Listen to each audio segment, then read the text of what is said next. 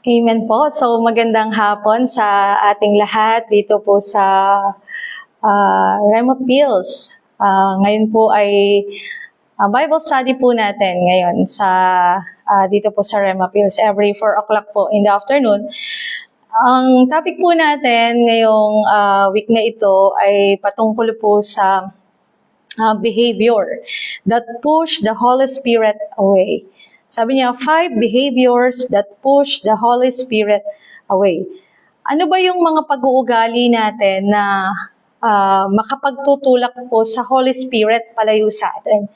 So, dito po, yung number 4 na po tayo. Ang number 4 po ay constant compromise. So, ang ano po natin dito sa compromise. And ito po yung palagi mong ipinipilit yung gusto mo kaysa kung ano ang gusto ng Diyos. Yung kahit alam mong disagree ang Panginoon ay gusto mo, yun ang masunod. Ayun po, ano? So, palagi mong ipinipilit yung gusto mo kaysa kung anong gusto ng Diyos, na kahit alam po natin na hindi agree ang Diyos sa bagay na yun, ay ipinipilit po natin. So, ano po, sabi niya dito, yung pwedeng makapagtulak palayo sa Holy Spirit sa atin, ay yung number 4, yung constant compromise. Okay, so dito, ang isang example po ay yung patungkol po sa love life, ano? Yung kung sino yung gusto mong tao, halimbawa, ito po ay unbeliever.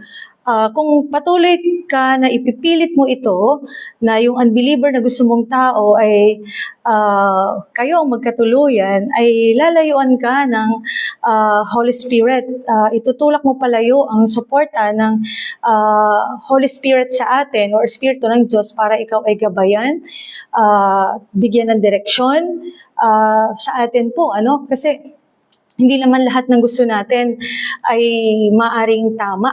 Ano po? So, halimbawa, kagaya po ang isa, maliban doon sa unbeliever, ay ang gusto mo ay babae, pareho kayong babae.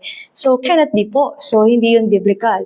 So, and yung isa rin ay halimbawa, ikaw ay lalaki at ang gusto mo ay pareho mong lalaki. Hindi po aagrihan ng Diyos yung ganong bagay. Ano po? So, ano po yung mga makakapagtulak sa atin sa Holy Spirit? Sabi niya, behaviors that push the Holy Spirit away. Ang number 4 po ay constant compromise. Yung ipinipilit mo yung isang bagay kahit na alam mong ito ay mali o disagree ang Diyos. Okay, isa pa po, example po regarding po sa love life, ay kapag yung taong gusto mo ay taken na. Ano po, married na siya, kasal na po siya, ay gusto mo pa rin na kayo magkatuluyan. Hindi ka aagrihan ng Diyos doon. Hindi ka susuportahan ng Panginoon. So, itinutulak mo palayo ang Holy Spirit sa iyo para ikaw ay gabayan. So, dito po, sabi niya, yung sa nakalagay po sa 2 Corinthians, basahin po natin sa pangalawang Korinto, sa chapter 6, sa verse 14, ang nakalagay po doon ay, do not be equally yoked with unbelievers. Ayun po, sa 2 Corinthians 6:14. So, do not be equally yoked with unbelievers, for what partnership has righteousness with lawlessness, and what fellowship has light with darkness? So, 5 behaviors that push the Holy Spirit away, ay ang number 4 po ay yung constant na palagi mong ipinipilit or nakikipag-compromise po tayo dun sa mali. Kumbaga ito ay hindi inaagrihan ng Diyos, ayaw ng Diyos, pero ito po ay pinipilit po natin na ito ang maisakatuparan. So, dahilan sa bagay po na yan, lalayuan po tayo ng suporta ng Panginoon, yung guidance po ng Diyos, yung direction ng Diyos sa atin. Yung ganyan pong bagay. So, dito, kaya nga nakalagay sa 2 Corinthians 6:14 na, do not yoke together with unbelievers. So, hindi mo pwedeng gamitin yung pamantayan, yung batayan ng sanlibutan para sa atin po. Kasi ang Holy Spirit, ang kalooban ng Diyos ay iba para sa mga unbelievers at sa ating pong mga believers. So, pwede mong dahilan sa ugali na yan, na palagi mong ipinipilit yung hindi inaagrihan ng Panginoon, ay yan po ang makakapagtulak palayo sa Holy Spirit sa atin para tayo ay kabayan. Ano po? So, dito ang isang example ay ito pong si Samson. Ano po? Medyo ano lang po natin, napakasikat ito pong si Samson. Siya po ay Nazarite, sabi niya, Nazarite. Sa Hebrew word na sabi niya Nazir, ay ang ibig sabihin po ng Nazarite ay sabi po dito, siya daw po ay separated, consecrated, and devoted. Ayun. Ang Nazarite po ay separated, consecrated, or devoted. Sabi niya dito, ito yung isang tao na sabi niya, who took special voluntarily vow to dedicate themselves entirely to God. So, andun po itong tao na ito, yung Nazarite po ay nakatalaga lang siya, nakalaan lamang, separated, kumbaga parang pagkain, yung ulam na gusto mo, ito ay nakahiwalay dahil para lang sa isang tao na ito, specific sa kanya. So, ang Nazareno po, kagaya ni Samson, ay talaga dinedicate, inoffer sa Panginoon, consecrated para lang sa Panginoon. So meron po siyang tatlo na sabi dito ay sabi niya po yung vow, yung requirements po sa isang Nazareno, na ito po ay yung vow niya, pangako niya, na kapag ikaw ay Nazareno, ito po ang vow mo. Ito ang nire-require po sa atin. So number 1 ay yung pong abstinence. Meron sa kanila na bawal kainin. Sabi niya doon, no consuming wine, strong drink, vinegar, or any grape products. So, meron pong binabawal sa isang Nazareno na pagkain. Ito ay dahilan sa tinalaga siya para sa Panginoon, nakalaan siya para sa Panginoon. Para sa Panginoon lang siya, ay binabawal po ito sa kanya. So, abstinence. So, number 2 ay meron ang isang requirement sa isang Nazarene ay siya ay bawal magpagupit ng buhok. So, yun po ay isa sa vow niya. Yung number 2, bawal siya magpagupit ng buhok. And yung number 3 po ay yung meron po siyang kailangang manatili po siyang malinis. And sabi niya doon sa ritual purity, kailangan ang isang Nazareno ay kailangang manatiling malinis sa harapan ng Panginoon. Bawal po siya na humipo ng pasintabi po yung yung katawan ng namatay na tao. So, ayun po. So, bawal po siya na humawak doon.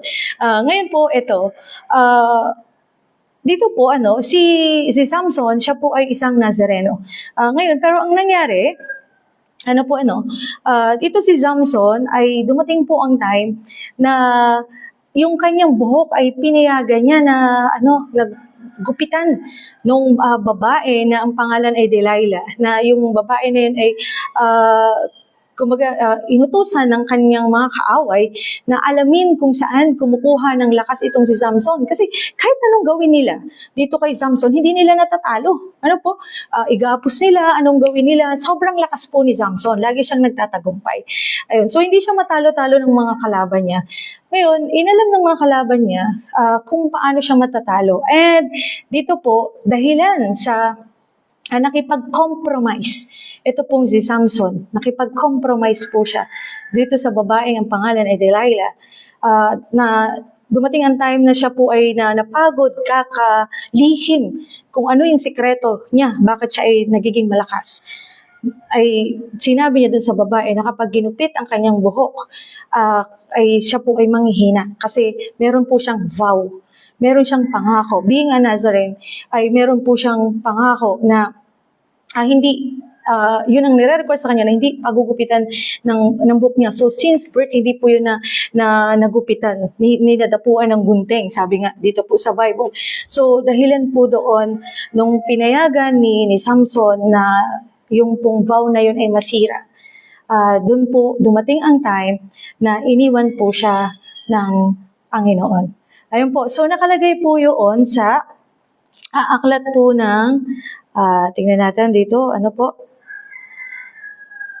Ayan, wait po . Ayan. So nakalagay po yun sa aklat ng ng hukom or sa Judges. Niready ko lang po na para tayo po ay nakaready na. Sabi po doon sa Judges, basahin ko na lang sa 16, sa verse 20 po yun nakalagay. Judges or hukom.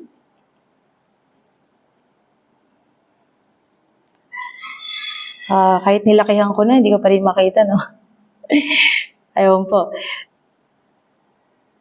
Sa Judges sa chapter 16, ayan, sa verse 20, ayan, basahin lang natin para mas po natin. Okay, dun sa 17, basahin lang din natin bago yung 20. Sabi niya, kaya sinabi niya ang totoo, alam mo, mula sa pagkabatay, itinalaga na ako sa Diyos. Itinalaga. Kahit kailan, hindi pa nasasayaran ng panggupit ang aking buhok. Kaya pag naputol ang aking buhok, hihina akong tulad ng karaniwang tao. Ayun. So verse 20 talon po tayo. At kanyang sinabi, Samson, may dumarating na mga Filisteo. Ito po si Delilah. Nagtangkang bumangon si Samson, pagkat akala niya'y makakawala siyang tulad ng dati. Hindi pa niya namamalayang nilayuan na siya ni Yahweh. So dito po sa atin, kung gusto po natin na manatili ang guidance po sa atin ng Holy Spirit, kung gusto po natin na ang Holy Spirit ay wag lumayo sa atin, yung number 4 po ay wag tayong palagi na or ipipilit natin yung gusto natin kaysa kung ano ang kalooban ng Panginoon. Do not be compromised. Kumbaga po, wag po tayo nakikipag-compromise. Na wag kang, yung sumusugal ka doon sa isang bagay na hindi naman kalooban ng Diyos. Amen po. Kasi hindi tayo sasamahan ng Panginoon doon. Okay po. So next po dito, sa ating pong topic, yung number 5. Ano po? Yan. Dito po sa number 5, ay yung pong delayed obedience. So, dito po may verse nga pa po pala akong na-ready para po doon sa number 4. Basahin ko lang kasi sayang naman, no? Kasi ang ganda po, may isang verse po doon na para doon sa kagaya po nito na malakalagay po sa Mateo sa chapter 6:24. Bago tayo mag-move sa number 5, yung Mateo chapter 6:24, na no one can serve two masters. Ayan po. So, yung ating pong goal para wag kang layuan ng Holy Spirit ay wag po tayong palagi na nakikipag-compromise. Sino ba yung ating pong susundin? Yung gusto mo ba, yung kalooban mo ba, o ang kalooban ng Panginoon? Minsan marami po tayong mga desisyon na talagang para bang minsan masarap na ito na lang kasi mas madali. Sabi nga po sa panahon ngayon, marami daw pong instant. Katulad sa pagkain, instant coffee, gusto mo agad, may kape ka, pagkain, and dyan po ang fast food. So mas madali lang kasi yan eh. Pero sa atin po, kung gusto po natin na tayo ay wag layuan ng Holy Spirit, ay wag po nating ipilit yung isang bagay na alam natin na hindi inaagrihan ng Panginoon. Do not compromise. Ayun. Kasi yung constant compromising po sa isang bagay na hindi naman kalooban ng Diyos, ay lalayuan po tayo ng banal na spirito ng Diyos. Okay, so number 5 po, dito po yung delayed obedience. Ayun po. Delayed obedience. Ang topic po natin, sabi niya, behaviors. So, ano ba yung pag-uugali mo? Behaviors that push the Holy Spirit away. 5 behaviors that push the Holy Spirit away. Ano ba yung pag-uugali natin, yung actions natin, yung pwede mong maging pananaw sa buhay na pwedeng magtulak sa banal na spirito para tayo ay layuan or hindi ka agrihan, kampihan. Okay. So, dito po sa number 5 ay yung delayed obedience. Okay, sa chapter 5 po. Yan, chapter 5 ng ito, very sikat. Okay, para hindi na tayo matagalan na magbuklat po ng Bible. Okay, medyo nalito ako dun. Okay. Dito po sa Deuteronomy 28. Ano po? Deuteronomy 28 sa verse 1. Napakasikat po nito pero kadalasan gustong-gusto po natin yung blessings. Ano po? Pero ano ba ang nire-require ng Panginoon po sa atin para tayo ay pagpalain? Ano po? So dito sa Deuteronomy 28 sa verse 1, kung susundin lamang ninyo si Yahweh na iyong Diyos at tutuparin ang kanyang mga utos, gagawin niya kayong pinakadakila sa lahat ng bansa, sa balat ng lupa. Mapapasa inyo ang lahat ng mga pagpapalang ito kung susundin ninyo ang Diyos ninyong si Yahweh. Kung susundin, ano po? Sabi niya sa number 5, yung delayed obedience. So dito po sa Bible, yung delayed obedience ay pwede pala na magtulak sa Diyos, palayo po sa atin. Ano po yung suporta ng Panginoon ay hindi mo makukuha dahilan po doon sa delayed na pagsunod natin. Yung andun yung atrasado ka. Ano po? Yung hindi ka kaagad nasunod. Sa Bible po, makikita natin na kung ma-observe po natin, ang Panginoon always na andyan ang gusto, ang tulong ng Panginoon sa atin. Andun ang suporta ng Panginoon sa atin. And yung mga tao na sila po ay yung kinukuha nila muna yung advice ng Diyos bago sila mag-move forward, kagaya po doon sa mga Israelites, from time to time, andun po yung pagtatanong nila sa Panginoon na kailangan na ba namin umalis dito sa lugar na ito, anong gagawin namin dito, lagi silang nagtatagumpay kapag andun po yung pagsama ng Espiritu ng Diyos, yung pagsama o pagkampi ng Diyos sa kanila. Pero every time po na sila ay susuway or makakagawa sila ng bagay na hindi aagrihan ng Diyos, lalo na yung nakikipag-compromise sila. Yung isa, yung nakabase ka doon sa sarili mong lakas, sa sarili mong knowledge, di ba po? Yung hindi naman ito ang pamamaraan ng Diyos, pero ito ang gusto mong ipilit, hindi po sila nagtatagumpay. So ngayon, pati po yung delayed obedience, ay hindi ka magtatagumpay. Hindi tayo magtatagumpay kung tayo po ay andun yung atrasado ka sa pagsunod sa ipinapagawa ng Panginoon. So, isang example po dito, dito po natin i-close, ay ang si Jonah. Ano po? Ayan,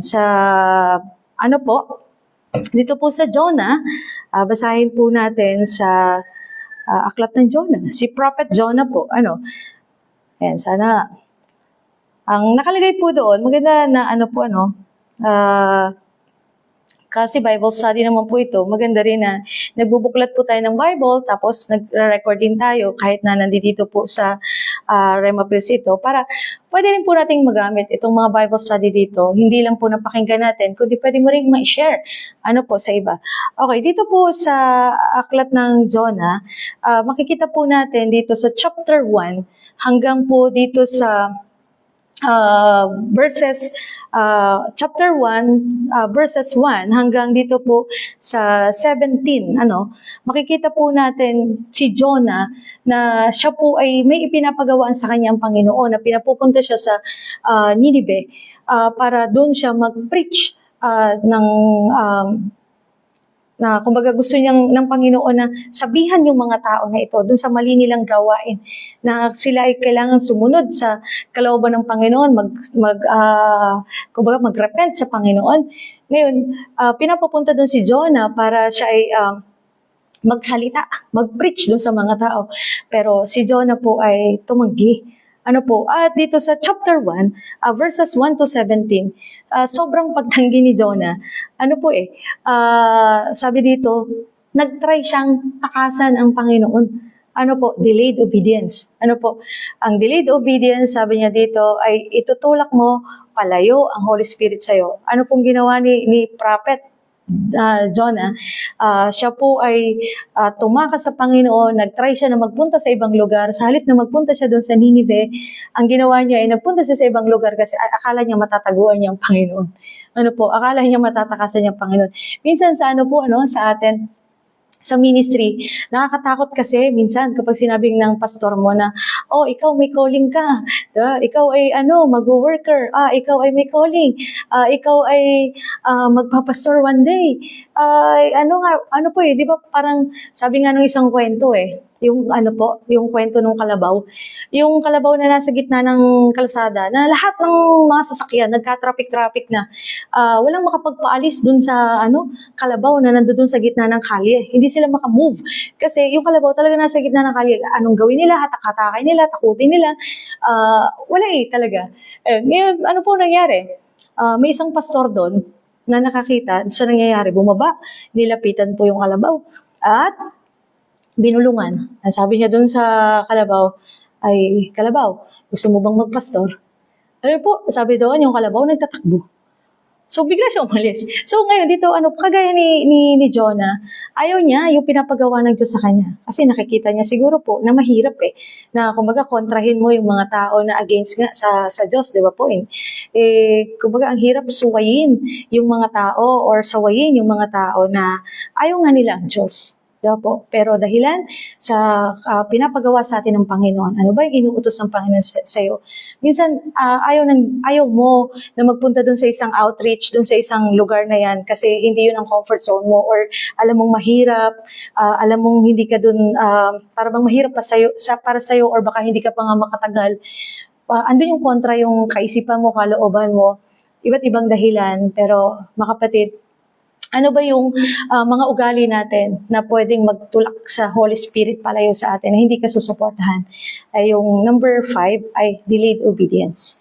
So, kay Jonah, andun po yung